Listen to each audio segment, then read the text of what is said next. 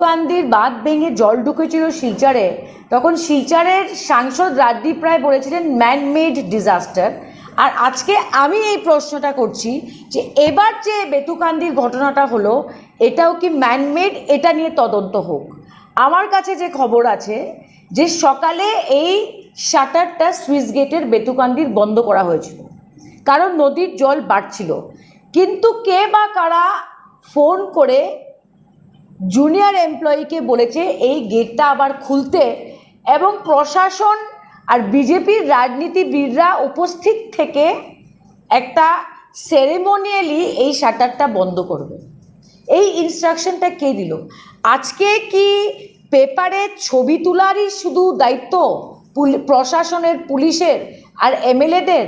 যে সময় মতো শাটারটা বন্ধ করলো জুনিয়র এমপ্লয়, ওকে বলা হয়েছিল কি নাকি আবার খুলো, আমরা এসে সেরেমোনিয়ালি এটাকে বন্ধ করব।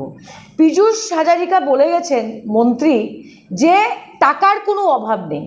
তো আমি মাননীয় মন্ত্রীকে বলবো এই টাকাটা কারোর কোনো ব্যক্তির পকেট থেকে আসছে না, কোনো নেতামন্ত্রীর পকেট থেকে আসছে না, এটা পাবলিক ফান্ড। আর বেতুকান্দির সুইচ গেট আর ডাইকের কাজটাকে আপনি সোনার ডিম দেওয়ার হাঁস ভাববেন না যে বারবার পাবলিক ফান্ড দেবেন। আর আপনার কথাকে আমরা বিশ্বাস করবই বা কেন?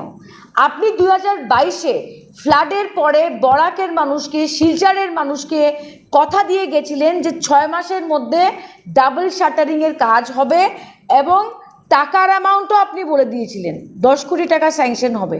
কিন্তু আজকে আবার 2 বছর পরে এসে আপনি আবার বলছেন যে 1 বছরের মধ্যে এইগুলা আবার কাজ হবে, ডাবল শাটারিংয়ের কাজ হবে।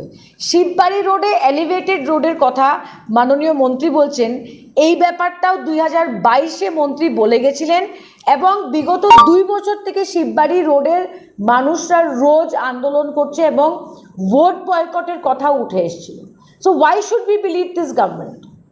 আমাদের এনকোয়ারি চাই যে 54 কারোর কোথায় খরচা হয়েছে, কে কাজ করেছে, এটা ইমপ্লিমেন্ট কত দূর হয়েছে।